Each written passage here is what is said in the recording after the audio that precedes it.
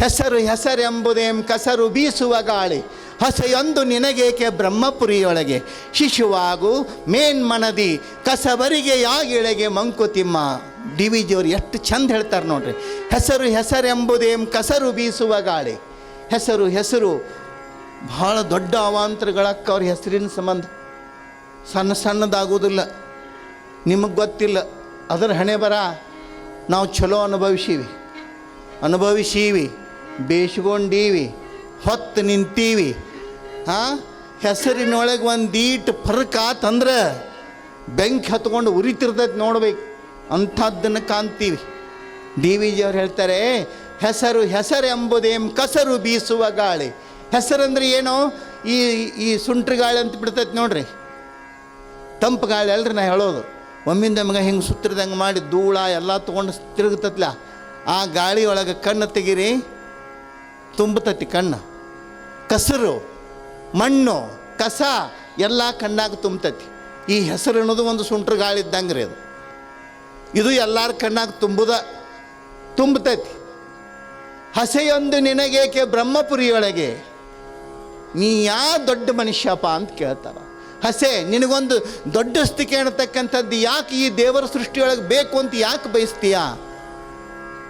ಶಿಶುವಾಗು main ಮನದಿ ಶಿಶುವಾಗು ಕಸಬರಿಗೆ ಯಾಗಿಳೆಗೆ ಮಂಕುತಿಮ್ಮ. ಇದು last ಲೈನಿಗೆ ಬರ್ರಿ, ಕೊನೆಗೆ. ಹೆಂಗಿರ್ಬೇಕು ನಾವು ಅಂದ್ರೆ ಮಕ್ಕಳಾಗಬೇಕಂತ. ಮಕ್ಕಳು ಹೆಂಗಿರ್ತಾವ? ನೀವು ಅವಕ್ಕೆ ನನ್ನ ರಾಜ ಅಂದ್ರೂ ಹಂಗೆ ಇರ್ತಾವ. ಸರ್ದು ಕುಂದ್ರ ಆ ಕಡೆ ಅಂದರೂ ಅವ್ನು ನಗತ್ತಿರ್ತಾವ. ಏನು ನಿಮ್ಗಾವ, ನಿಮ್ಮ ತಲೆಗ ಅವೆಲ್ಲ. ಅವು ಏನು ಮಾಡಿದ್ರು ಅವು ಅದ್ರ ಬಗ್ಗೆ ನಮಗೆ ಬೈದರು ಅಂತೇನಿಲ್ಲ, ನನಗೆ ರಾಜ ಅಂದರೂ ಇಲ್ಲ. ಅವತ್ರ ಒಂದು ಆ ಲೋಕದೊಳಗಿರ್ತಾವೆ, ಖುಷಿ ಪಡಂಗಿಲ್ಲ, ಸಿಟ್ಟು ಮಾಡ್ಕೊಳ್ಳಂಗಿಲ್ಲ. ಆಮೇಲೆ ನೀವು ಅವತ್ರನ್ನು ಓದು ದೊಡ್ಡ ಕುರ್ಚಿ ಮೇಲೆ ನೋಡಬೇಕು. ಒಮ್ಮೊಮ್ಮೆ ನಮ್ಮ ತಾಯಿಗಳು ಆನಂದ ಹೆಚ್ಚಾತಂದ್ರೆ ಕುರ್ಚಿ ಮೇಲೆ ಬಿಡ್ರಿ, ಆ ಜಗಲಿ ಮ್ಯಾಗಿನ ದೇವ್ರುಗಳು ಸಹಿತ ನುಗ್ಗಿಸಿ ನಮ್ಮಪ್ಪ ದೇವ್ರ ಇಡ್ತಾರೆ. ಓದಿ ಇಟ್ಟ ಅಷ್ಟು ಖುಷಿ ಸಂಭ್ರಮ ಅದ, ಹೌದಿಲ್ರಿ? ಅಷ್ಟು ಆನಂದವನ್ನು ಪಡ್ತಕ್ಕಂಥದ್ದು. ಮಕ್ಕಳಿಗೆ ನೀವು ಜಗಲಿ ಮೇಲರೆ ಕೂಡಿಸ್ರಿ, ಸೋಫಾದ ಮೇಲರೆ ಕೂಡಿಸ್ರಿ, ಕಡೆಗೆ ಒಂದು ತಟ್ಟು ಮೇಲರೆ ಕುಂಡ್ರಿಸ್ರಿ. ಬಿಡ್ರಿ, ಆ ಕಾಲು ಒರೆಸ್ತಾರಲ್ಲ ಅದ್ರ ಮೇಲೆ ಕುಂದ್ರಿಸ್ರು ನಗತ್ತಿರ್ತೈತೆ. ಅದು ಅಲ್ಲಿ ಕುಂಡ್ರಿಸ್ರು ನಗತೈತಿ, ಎಲ್ಲಿ ಕುಂಡ್ರಿಸ್ರು ನಗತೈತಿ. ಹಂಗಾಗು ಅಂತಾರೆ ಅವರು. ಮಕ್ಕಳು ಎಷ್ಟು ಆನಂದವನ್ನು ಪಡ್ತಾವಲ್ಲ. ಈಗ ವಿಚಾರ ಮಾಡ್ರಿ ನೀವು, ನಾವು ಸಣ್ಣಾಗಿದ್ದಾಗ ಏನಿರ್ತೀವಲ್ಲ ಅದು ಭಾಳ ಚಲೋ ರೀ. ಬರಬರ್ತ ದೊಡ್ಡವರಾದಂಗೆ ನೋಡ್ರಿ, ಶಾಲ್ಯಾಗ ಹುಡುಗರು ಕೂಡಿ ಆಡ್ತಾವು, ಕಸ್ಕೊಂಡು ತಿಂತಾವು, ಮತ್ತೊಂದು ಕೊಡ್ತಾವು, ಮಾಡ್ತಾವು. ಏನರ ಆಕೈತೆ? ಏನೂ ಇಲ್ಲ, ಆರಾಮಿರ್ತಾವೆ. ಒಂದಿಷ್ಟು ದೊಡ್ಡ ಅದು ಅಂತಂದ್ರೆ ಅವ್ರಿಗೆ ಟ್ರೈನಿಂಗ್ ಚಲೋ ಆಕೈತಿ. ಅವ್ರು ಕೂಡ ಅಡ್ಡಾಡಬೇಡ,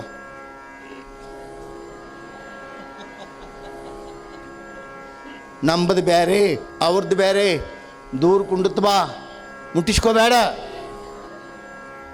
ಅವಕ್ಕೆ ಏನು ಗೊತ್ತು? ಮುಟ್ಟಿಸ್ಕೋಬೇಡ ಅಂದರೆ ಏನು ಗೊತ್ತು? ನಾವು ದೊಡ್ಡವರಾದಂಗೆ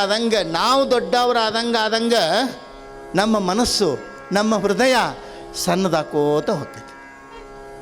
ನಾನು ಯಾರ್ದೋ ಒಬ್ಬರದ್ದು ವೈಯಕ್ತಿಕ ಹೇಳಾಕತ್ತಿಲ್ಲ, ನಾನು ಹಿಡ್ಕೊಂಡು ಮೊದಲಿಗೆ ಶುರುವಾಗೋದ 1ನೇ ನಂಬರ್ ನಂದರಿ. ಮತ್ತು ಯಾರಿಗೆ ಹೇಳ್ರಿ ಅಂತ ತಂದಿರಿ ನೀವು? ಇಲ್ಲಿಂದನೇ ಚಾಲೂ ಆಗೋದು. ದೊಡ್ಡವರಾದಂಗೆ ನಮ್ಮ ಮನಸ್ಸು ಸಣ್ಣದಾಕೋತ ಹೋಗ್ತೈತಿ. ಆಗಬಾರ್ದು. ಯಾವಾಗ ನಮಗೆ ದೊಡ್ಡ ಸ್ಥಿತಿ ಖರೇ ದೊಡ್ಡವ್ರು ನಾವು ಯಾವಾಗ ಹಾಕೀವಿ? ಅಕ್ಕಿ ಕಾಳು ಒಗದ ಮೇಲೆ ರೀ ಪಟ್ನ ಹೇಳ್ಬಿಡ್ತೀವಿ. ಖರೇ ದೊಡ್ಡವ್ರು ಯಾವಾಗ ಹಾಕೀವಿ? ಎಂದು ನಮ್ಮ ಮನಸ್ಸು ದೊಡ್ಡದಾಗ್ತದ, ಎಲ್ಲರನ್ನ ನೋಡಿ ಸಂತೋಷ ಪಡ್ತೀವಿ. ಇನ್ನೊಬ್ಬರು ಚೆಂದಾಗಿ ಉಟ್ಕೊಂಡ್ರೆ, ಚೆಂದಾಗಿ ಇದ್ದರೆ ಅದನ್ನು ನೋಡಿ ಎಂದು ಸಂತೋಷ ಪಡ್ತೀವಲ್ಲ, ಅವತ್ತು ನೀವು ತಿಳ್ಕೋಬೇಕು ನಮ್ಮಷ್ಟಕ್ಕೆ ನಾವು ದೊಡ್ಡವ್ರು ಆಗೀವಿ, ಚಲೋ ಅದೀವಿ ಅಂತ.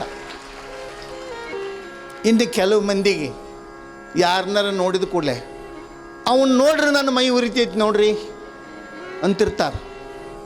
ಏನೇನು ಒಟ್ಟು ಅವನು ನೋಡಿ ಅಂದ್ರೆ ಒಂಥರ ಬೆಂಕಿ ಅಂದ್ರೆ ಆರೋಗ್ಯ ಸರಿ ಇಲ್ಲ ಅಂತದ್ರ ಅರ್ಥ.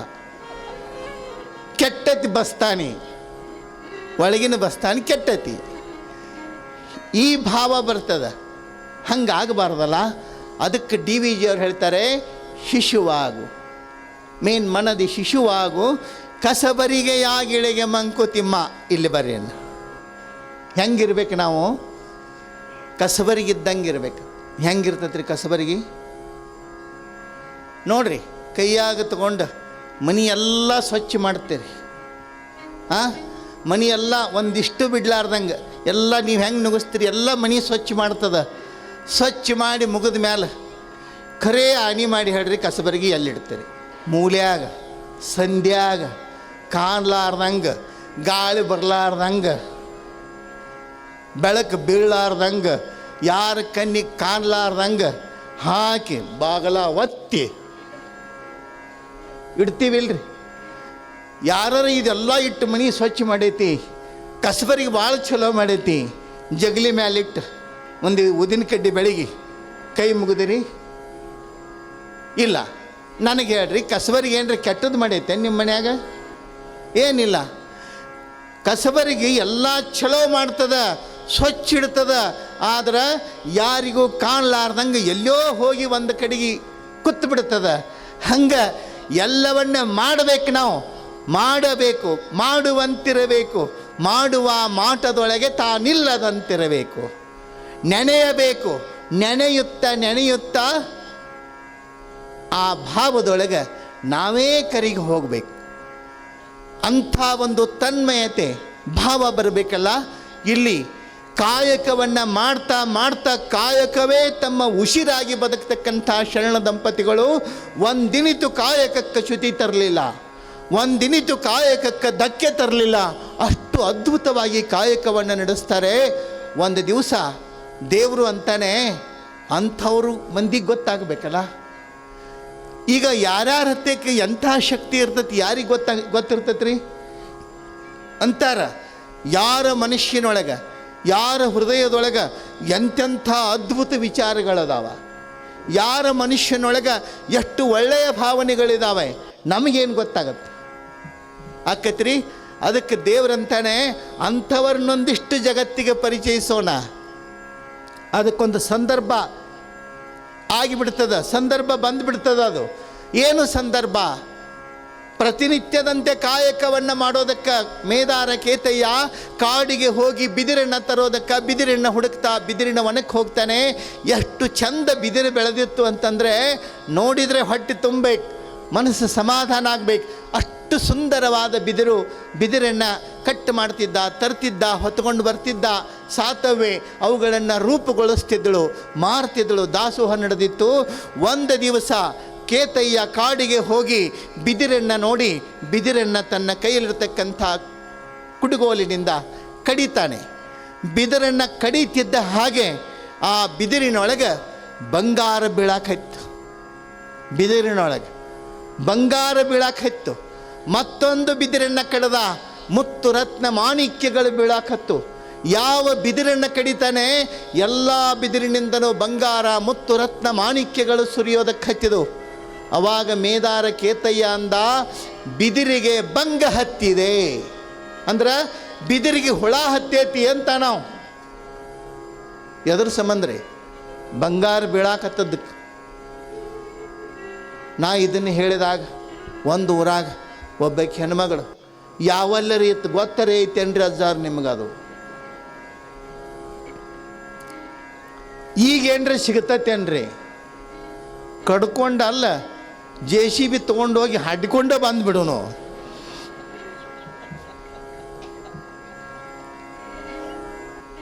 ಅಲ್ಲ, ಆಸೆ, ಅಷ್ಟು ಆಸೆ ಮುಗಿಯಲ್ರವ. ಹಾಗೆ ಎಲ್ಲ ಕಡೆಗೂ ನೋಡ್ತಾನೆ, ಬಿದಿರಿಗೆ ಭಂಗ ಹತ್ತಿದೆ, ಬಿದಿರಿಗೆ ಹುಳು ಹತ್ತಿದೆ. ಕಾಯಕಕ್ಕೆ ಏನು ಮಾಡಬೇಕು? ಬಂಗಾರ ಹುಳು ಹತ್ತಿ ಭಂಗವಾಗಿದೆ ಬಿದಿರು, ಕಂಗಳಿಗೆ ಬೇಡ ಹೊಲೆಯಂದ, ಕಂಗಳಿಗೆ ಬೇಡ ಹೊಲೆಯಂದ ದಾಸೋಹ ಸಂಘ ಜೋಡಣೆಗೆ ಕುಂದೆಂದ. ಬಂಗಾರ ಹುಳು ಹತ್ತಿ ಭಂಗವಾಗಿದೆ ಬಿದಿರು, ಬಂಗಾರ ಹುಳು ಹತ್ತಿ ಭಂಗವಾಗಿದೆ ಬಿದಿರು. ಕಂಗಳಿಗೆ ಬೇಡ ಹೊಲೆಯಂದ, ಕಂಗಳಿಗೆ ಬೇಡ ಹೊಲೆಯಂದ ದಾಸೋಹ ಸಂಘ ಜೋಡಣೆಗೆ ಕುಂದೆಂದ, ಸಂಘ ಜೋಡಣೆಗೆ ಕುಂದೆಂದ.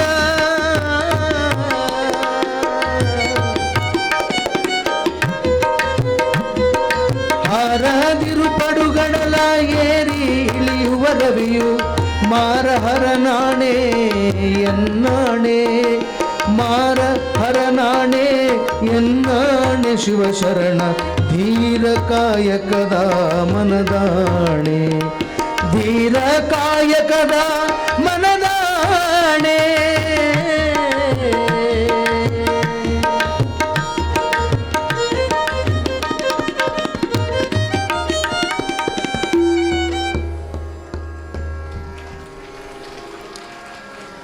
ಬಂಗಾರ ಹುಳು ಹತ್ತಿ ಭಂಗವಾಗಿದೆ ಬಿದಿರು, ಕಂಗಳಿಗೆ ಬೇಡ ಹೊಲೆಯಂದ ದಾಸೋಹ ಸಂಘ ಜೋಡಣೆಗೆ ಕುಂದೆಂದ.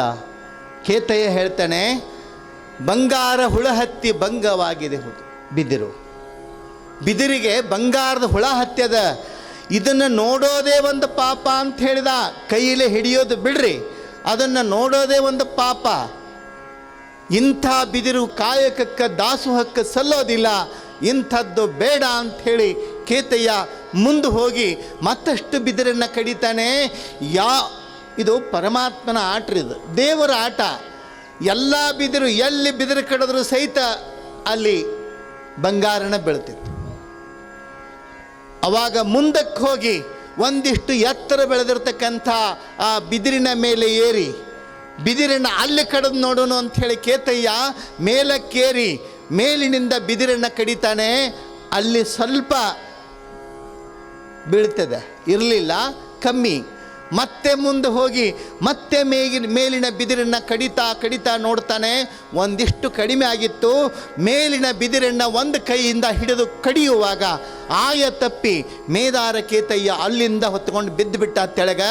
ಹೆಂಗೆ ಬೀಳ್ತಾನೆ ಅಂದರೆ ಬೋರಲಾಗಿ ಹಿಂಗೆ ಡಬ್ಬ ಬಿದ್ದ. ಎಲ್ಲಿ ಬಿದ್ದ ಅಂತಂದ್ರೆ ತೆಳಗೇನು ಕಡಿದು ಬಿಟ್ಟಿದ್ದು ನೋಡ್ರಿ ಬಿದಿರು, ಆ ಬಿದಿರಿನ ಮೇಲಿನ ಬೀಳ್ತಾನೆ. ಆ ಬಿದಿರು ಅವನ ಎದೆಯೊಳಗೆ ನಟ್ಟು ಬೆನ್ನೊಳಗೆ ಪಾರಾಗ್ತದ. ಅಲ್ಲೇ ಬಿದ್ದ ಮೇದಾರ ಕೇತಯ್ಯ. ನೋಡ್ರಿ ಕಾಯಕ ಅಂದರೆ ಹೆಂಗಿರ್ತದ. ಅವಾಗ ಅವನಿಗೆ ಗೊತ್ತಾಯಿತು, ಇದು ಕಾಯಕದ ಕೊನೆ ಹಂತ, ಕಾಯಕದ ಕೊನೆ ಘಟ್ಟ ಇದು ಅಂತ ಹೇಳಿ ಕೇತಯ್ಯ ಎದೆಗುಂದಿರಲಿಲ್ಲ, ಹೆದರಲಿಲ್ಲ. ಆಯಿತು, ನನ್ನ ಕಾಯಕ ಇಷ್ಟೇ ಮಾಡೋದಿತ್ತು, ಇಷ್ಟು ನನ್ನ ಕರ್ತವ್ಯ ಇತ್ತು, ಇಷ್ಟು ನನಗೆ ಮಾಡೋಕ್ಕೆ ಸಾಧ್ಯ ಆಯಿತು, ನನಗೆ ಸಂತೃಪ್ತಿ ಇದೆ ಅನ್ನತಕ್ಕಂಥದ್ದು. ಆದರೆ ಅಷ್ಟೊತ್ತಿಗಾಗಲೇ ಏನಾಗಿತ್ತು, ಹೊತ್ತು ಮುಳುಗಾಕೆ ಬಂದಿತ್ತು. ಹೊತ್ತು ಮುಳುಗುವುದರೊಳಗನೆ ಕಾಯಕ ಮುಗಿಬೇಕು, ದಾಸೋಹ ನಡಿಬೇಕು. ಹೊತ್ತು ಮುಳುಗಿತು ಅಂತಂದರೆ ಕಾಯಕ ದಾಸೋಹ ನಿಂತು ಬಿಡ್ತದ. ಅವಾಗ ಕೇತಯ್ಯ ಆಣಿ ಹಾಕ್ತಾನೆ. ಯಾರಿಗೆ? ಹೋಗುವ ಸೂರ್ಯನಿಗೆ, ಮುಳುಗುವ ಸೂರ್ಯನಿಗೆ, ಮುಳುಗಲಿಕ್ಕೆ ಹೋಗುವ ಸೂರ್ಯನಿಗೆ ಆಣಿ ಹಾಕ್ತಾನೆ. ಏನಂತ? ಹಾರದಿರು ಪಡುಗಡಲ ಏರಿ ಇಳಿಯುವ ರವಿಯೇ, ಮಾರ ಹರಣಾನೆ ಎಣ್ಣಾನೆ ಶಿವಶರಣರ ಧೀರ ಕಾಯಕದ ಮನದಾನೆ. ಎಂಥ ಆಣಿ ಹಾಕ್ತಾನೆ ನೋಡ್ರಿ. ಮನೆಗೆ ಬಂದವರು ಊಟ ಮಾಡಲಿಲ್ಲ ಅಂದ್ರೆ, ಉಣ್ಲಿಲ್ಲ ಅಂದ್ರೆ ಆನ್ಯೋ ಒಂಟೋ ಹೇಳ್ತೀವಿಲ್ರಿ, ಉಣ್ದಿದ್ರೆ ಆನ್ಯೋ. ಅವ ಹೇಳ್ತಾನೆ, ಹಾರದಿರು ಪಡುಗಡಲ ಏರಿ ಇಳಿಯುವ ರವಿಯೇ.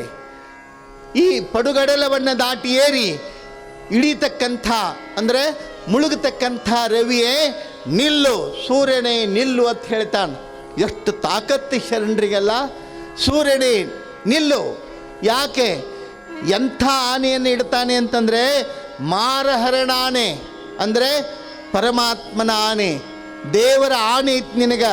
ಅಷ್ಟೇ ಅಲ್ಲ, ಶಿವಶರಣರ ಧೀರ ಕಾಯಕದ ಮನದಾನೆ, ಕಾಯಕದ ಮನಸ್ಸಿನ ಆನೆ, ಶರಣರ ಕಾಯಕದ ಆನೆ ನಿನ್ನ ಮೇಲೆ ಅಂತಿಕೊಂಡು ಹೇಳಿ ಸೂರ್ಯನಿಗೆ ಹೇಳ್ತಾನೆ, ಒಂದಿಷ್ಟು ಅಲುಗಿದರೆ ನಮ್ಮ ಕಾಯಕ ಮುಗಿಯುವರಿಗನು, ದಾಸೋಹ ನಡೆಯುವರಿಗನು ನೀನು ಅಳಗಾಡ್ದಿ ಅಂತಂತಂದ್ರೆ ಇಂಥ ಕಾಯಕದ ಆಣೆ ನಿನಗಂತ ಹೇಳಿದರೆ ರವಿ, ಆ ಮುಳುಗುವ ಸೂರ್ಯ ಎಲ್ಲಿದ್ದ ಅಲ್ಲೇ ನಿಂತ. ನಮಗೆ ಕೈ ಮಾಡಿ ಒದರಿರ ಬಸ್ ನಿಲ್ಲೋದು.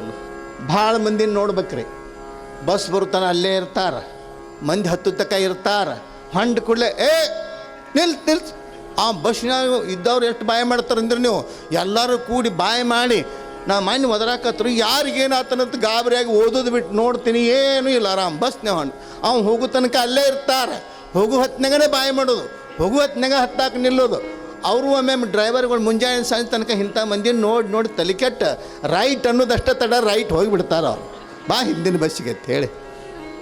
ಮತ್ತು ಏನು ಮಾಡ್ಬೇಕ್ರಿ, ಮುಂಜಾನೆಯಿಂದ ಇಂಥವ್ರನ್ನ ನೋಡ್ಬೇಕಲ್ಲ ಸಂಜೆ ತಕ ಅಂತಿರ್ತೀವಿ ನಾವು. ಒಮ್ಮೆ ಕೆಲವು ಸಲ ನೋಡ್ರಿ ಡ್ರೈವರ ಹೆಂಗೆ ಮಾಡ್ತಾನೋ, ಒಂದು ಈಟು ದಾದಿಲ್ಲ ನಮ್ಮದು.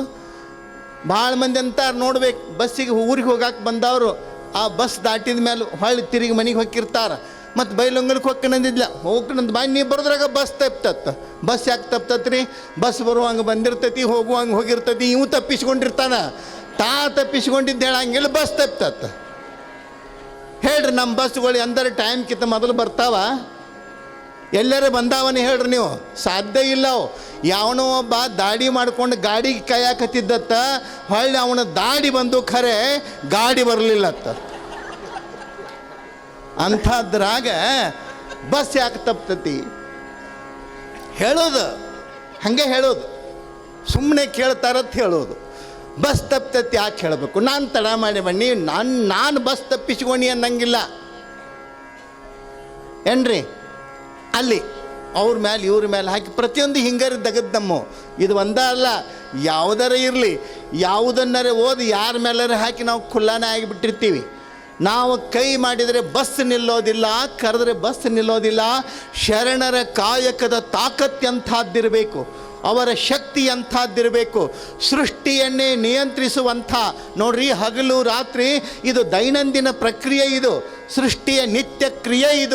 ಇದನ್ನು ನಿಲ್ಲಿಸುವಂಥ, ಪ್ರಾರಂಭಿಸುವಂಥ ಶಕ್ತಿ ಜಗತ್ತಿನೊಳಗೆ ಯಾರಿಗಾದರೂ ಇದ್ದರೆ ಅದು ತಪಸ್ವಿಗಳಿಗಂತಲ್ಲ, ಯಾರು ಕಾಯಕ ನಿಷ್ಠರಿರ್ತಾರೆ ಅಂಥವರಿಗೆ ಮಾತ್ರ ಆ ತಾಕತ್ತು ಬರ್ತದೆ, ಎಲ್ಲರಿಗೂ ಬರಂಗಿಲ್ಲ. ಲಕ್ಷ ಇಟ್ಕೋಬೇಕು ನಾವಿದನ್ನು. ಶಿವಶರಣರ ಕಾಯಕದ ಆನೆ ಅಂಥೇಳಿ ಆನೆ ಇಡ್ತಾನೆ ಕೇತಯ್ಯ. ಸೂರ್ಯ ಅಲ್ಲೇ ನಿಂತ.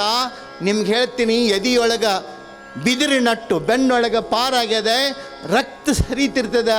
ಅಂಥದ್ರೊಳಗೆ ಆ ಬಿದಿರನ್ನು ಕಿತ್ಕೊಂಡ, ಬೇರ್ ಸಮೇತ ಬಿದಿರನ್ನು ಕಿತ್ಕೊಂಡು ಸಾವಕಾಶವಾಗಿ ತಾನೇನು ಒಂದಿಷ್ಟು ಬಂಗಾರದ ಹುಳು ಹತ್ತದ ಬಿದಿರನ್ನು ಸಂಗ್ರಹ ಮಾಡಿದ್ದಲ್ಲ, ಅದನ್ನು ಗಂಟು ಕಟ್ಟಿಕೊಂಡು ಹೆಗಲ ಮೇಲೆ ಇಟ್ಕೋತಾನೆ. ಇಂಥ ಪರಿಸ್ಥಿತಿಯೊಳಗೆ ನನಗೆ ತ್ರಾಸಾಗ್ಯದ, ಎದಿಯೊಳಗೆ ಬಿದಿರು ನಟ್ಟದ ಅಂಥೇಳಿ ಕಾಯಕವನ್ನು ಬಿಡಲಿಲ್ಲ.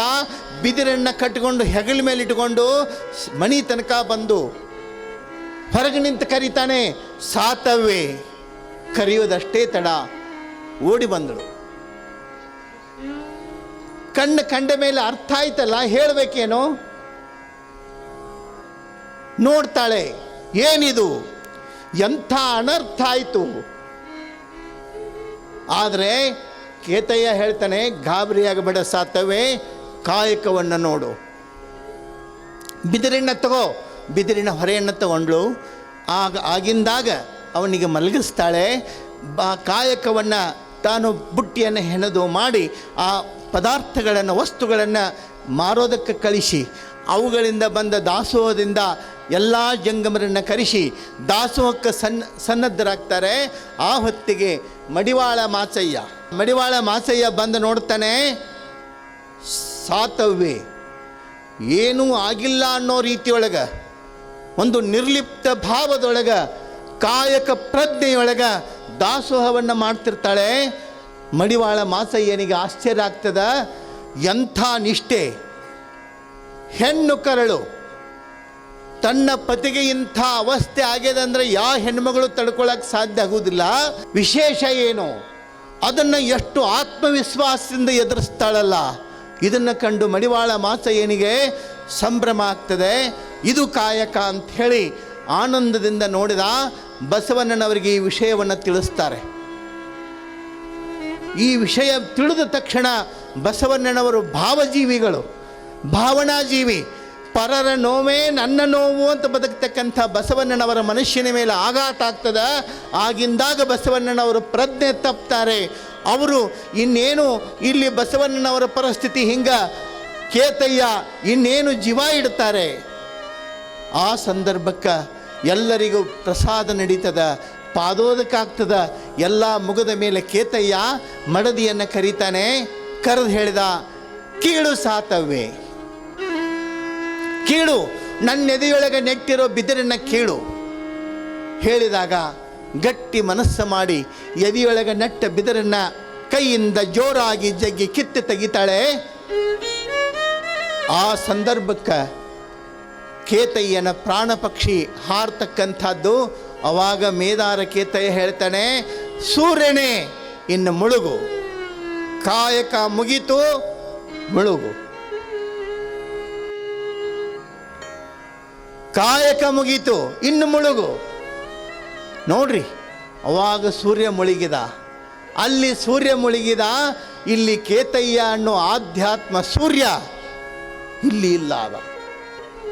ಆ ಸಂದರ್ಭಕ್ಕೆ ಬಸವಣ್ಣನವರು ಜಂಗಮ ಪ್ರೇಮಿ, ಮೇದಾರ ಕೇತಯ್ಯನಿಗಾದ ನೋವೇ ನನ್ನ ನೋವು, ಶರಣರು ಕಾಯಕದೊಳಗೆ ಪ್ರಾಣವನ್ನು ಕಳ್ಕೊಂಡ್ರು ಅಂತಕ್ಕಂಥ ಮನಸ್ಸನ್ನು, ನೋವನ್ನು ಬಹಳ ತೀವ್ರವಾಗಿ ಅನುಭವಿಸ್ತಾರೆ ಬಸವಣ್ಣವರು. ಇನ್ನೊಬ್ಬರಿಗೆ ಕಷ್ಟ ಆದರೆ ನಮಗೆ ನೋವಾಗಬೇಕ್ರಿ ಏನ್ರಿ, ಇನ್ನೊಬ್ಬರಿಗೆ ಕಷ್ಟ ಆದರೆ ನಮಗೆ ನೋವಾಗಬೇಕು, ನಮ್ಮ ಎದೆಯೊಳಗೆ ದುಃಖ ಒತ್ತರಿಸಿ ಬರಬೇಕು.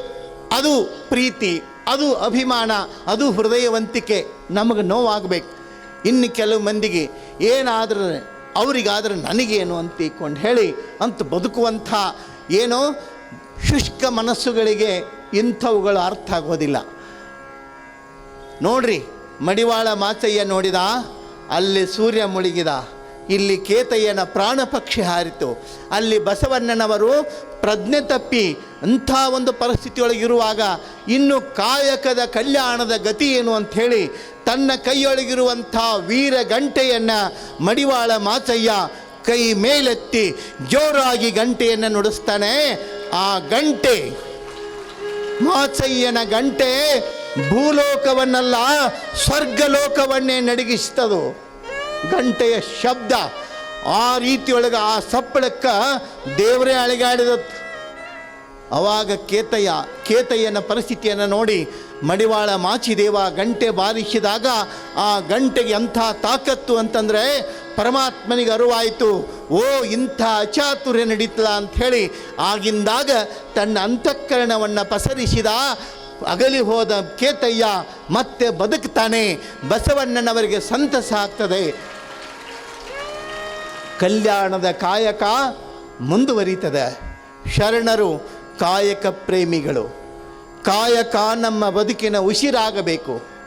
ಕೇಳ್ತಾರೆ ಒಬ್ಬ ಕವಿ, ಯಾರು ನಿನ್ನ ನಾಯಕ, ಯಾರು ನಿನ್ನ ನಾಯಕ, ನಿನ್ನನ್ನು ರೂಪುಗೊಳಿಸುವ ನಾಯಕನಾರು.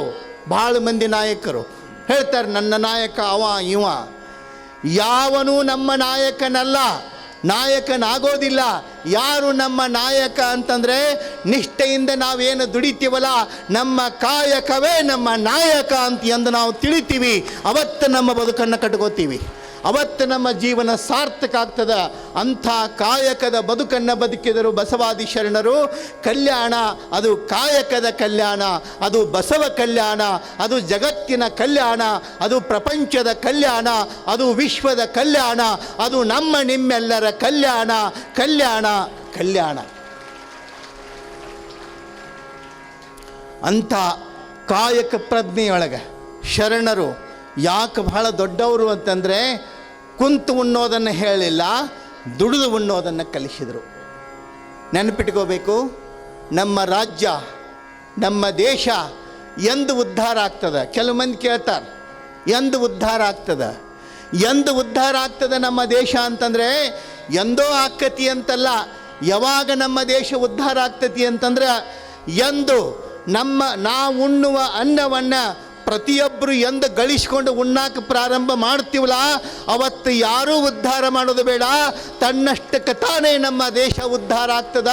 ನಮ್ಮ ದೇಶ ಹೆಮ್ಮೆಯ ವಿಶ್ವಗುರುವಾಗಿ ಕಂಗೊಳಿಸ್ತದ. ಭಾಳ ಮಂದಿ ಹೇಳ್ತಾರೆ, ವಿಶ್ವಗುರು ಭಾರತ, ಇಲ್ಲಂತ ಯಾರು ಹೇಳ್ರು? ಇಲ್ಲತ್ಯಾರು ಅನ್ನಕ್ಕಾಗ್ತದ? ವಿಶ್ವಗುರು ಭಾರತ, ಎರಡು ಮಾತಿಲ್ಲ. ಯಾವಾಗ ಭಾರತ ವಿಶ್ವಗುರು ಆಗ್ತದೆ ಅಂತಂದರೆ, ಎಂದು ಬಸವಣ್ಣನ ವಿಶ್ವಗುರು ಅಂತ ಒಪ್ಪಿಕೊಳ್ತೀವಿ ಅವತ್ತು ಭಾರತ ವಿಶ್ವಗುರು ಆಗ್ತದೆ. ಈ ಕೆಲಸ ಮೊದಲು ಆಗಬೇಕಾಗಿತ್ತು. ಆದರೆ ನೆನಪಿಟ್ಕೋಬೇಕು, ಇಡೀ ವಿಶ್ವವೇ ಬಸವಣ್ಣನ ಗುರು ಅಂತ ಒಪ್ಪಿಕೊಳ್ಳುವಂಥ ಗಳಿಗೆ ಸಂದರ್ಭ ನೋಡ್ರಿ. ನಿಮಗೆಲ್ಲ ಗೊತ್ತದಲ್ಲ, ಲಂಡನ್ನಿನ ಥೇಮ್ಸ್ ನದಿಯ ದಂಡೆಯೊಳಗೆ ಬಸವಣ್ಣನವರ ಮೂರ್ತಿಯನ್ನು ಅನಾವರಣ ಮಾಡಿ ದೇಶದ ಪ್ರಧಾನಮಂತ್ರಿಗಳು ಒಂದು ಮಾತು ಹೇಳ್ತಾರೆ, ಭಾರತದ ಪ್ರಧಾನಿಯಾಗಿ ನಾನು ಬಸವಣ್ಣನವರ ಮೂರ್ತಿಯನ್ನು ಅನಾವರಣ ಮಾಡ್ತಿಲ್ಲ, ಬಸವಣ್ಣನ ಭಕ್ತನಾಗಿ ಬಸವ ತತ್ವದ ವಾರಸುದಾರನಾಗಿ ಬಸವ ಮೂರ್ತಿಯನ್ನು ಅನಾವರಣ ಮಾಡ್ತೀನಿ ಅಂತಕ್ಕಂಥದ್ದು. ಇದು ವ್ಯವಸ್ಥೆ, ಇದು ಶಿಸ್ತು, ಇದು ನಾವು ಕಲಿಬೇಕಾದಂಥದ್ದು. ಆ ಕಾರಣಕ್ಕೆ ಎಂದು ಬಸವಣ್ಣನನ್ನು ಒಪ್ಪಿಕೊಳ್ತೀವಿ, ಎಂದು ಬಸವಣ್ಣನವರ ವಿಚಾರಗಳನ್ನು ಒಪ್ಪಿಕೊಳ್ತೀವಿ, ಅವತ್ತು ನೆನಪಿಟ್ಕೋಬೇಕು, ಯಾರೂ ನಮಗೆ ಸರ್ಟಿಫಿಕೇಟ್ ಕೊಡಬೇಕಾಗಿಲ್ಲ, ಯಾರೂ ನಮ್ಮ ಹೆಸರನ್ನು ಹೇಳಬೇಕಾಗಿಲ್ಲ. ಬಸವಣ್ಣನ ವಿಚಾರಗಳನ್ನು ಎಂದು ಒಪ್ಪಿಕೊಂಡು ನಮ್ಮ ಆಚರಣೆಯೊಳಗೆ ತರ್ತೀವಲ್ಲ, ಅವತ್ತೇ ಭಾರತ ವಿಶ್ವಗುರು ಅನ್ನೋದ್ರೊಳಗೆ ಎರಡು ಮಾತಿಲ್ಲ ಅನ್ನೋದನ್ನು ನಾವು ಮರಿಬಾರ್ದು. ಆ ಹಿನ್ನೆಲೆಯೊಳಗೆ ಬಸವಾದಿ ಶರಣರ ಒಂದು ವಿಚಾರದೊಳಗೆ ಬಸವಣ್ಣನವರು ಚನ್ನಬಸವಣ್ಣನವರಿಗೆ ಈ ಘಟನೆಯನ್ನು, ಮೇದಾರ ಕೇತೆಯನ ಘಟನೆಯನ್ನು ತಿಳಿಸ್ತಾರೆ. ಇಂಥ ಒಂದು ಸತ್ಪರಂಪರೆ, ಇಂಥ ಒಂದು ಸನ್ಮಾರ್ಗ ನಮ್ಮ ನಿಮ್ಮೆಲ್ಲರ ಬದುಕಿನಲ್ಲಿ ಆಗಬೇಕು. ಅಂಥ ಬದುಕನ್ನು ನೀವೆಲ್ಲ ಬದುಕಬೇಕು ಅಂತ ತಿಳಿತಕ್ಕಂಥದ್ದೇನಿದೆಯಲ್ಲ, ಅದು ನಮ್ಮ ನಿಮ್ಮೆಲ್ಲರ ಆಶಯ ಆಗಲಿ ಅಂತ ಹೇಳಿ ಆಸೆ ಮಾಡ್ತಾ